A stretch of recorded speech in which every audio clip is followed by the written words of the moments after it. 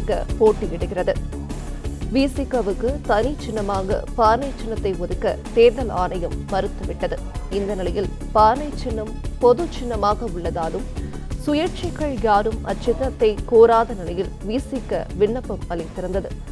விழுப்புரம் தொகுதியில் விசிக தவிர யாரும் பானை சின்னம் கேட்டு கோரிக்கை வைக்கவில்லை என தகவல் வெளியாகியுள்ளது. விவரங்களை தரையிடுகிறார் நம்முடைய செய்தியாளர் பாண்டியராஜன். வணக்கம். இது பற்றிய கூடுதல் தகவல்களை சொல்லலாம். வருகின்ற மக்களவை தேர்தலில் திமுக கூட்டணியுடன் விசிக தமிழகத்தில் 2 தொகுதிகளில் போட்டியிடுகிறது. சிதம்பரம் மற்றும் விழுப்புரம் ஆகிய 2 தனி தொகுதிகளில் விசிகவிற்கு வாய்ப்பு வழங்கப்பட்டிருக்கிறது.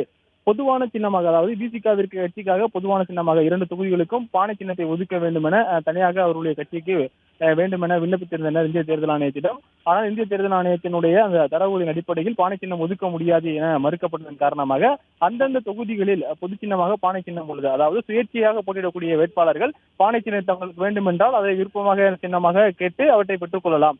ஒரு நபருக்கு மேல் அந்த பானை சின்னத்தை கேட்டு விண்ணப்பித்திருந்தால் அவர்களுடைய வேட்புமனு அங்கீகரிக்கப்பட்டிருக்கும் பட்சத்தில் அவர்களுக்கான குழுக்கள் முறையிலோ அல்லது அதனுடைய தேர்தல் நடத்தும் அலுவலருடைய யார் முதலில் விண்ணப்பித்தார்கள் என்கின்ற அதன் அடிப்படையில் அவர்களுக்கான அந்த சின்னம் ஒதுக்கப்படும்.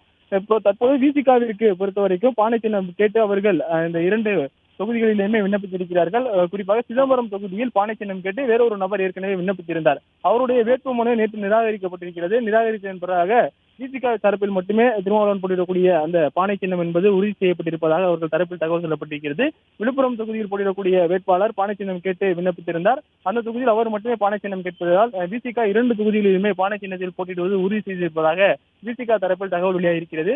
இன்று மாலை 5 மணிக்கு வேட்பாளர்களுக்கான அந்த சின்னம் என்பது ஒதுக்கக்கூடிய நிகழ்வு நடைபெறும் எனவும் தெரிவிக்கப்பட்டிருக்கிறது.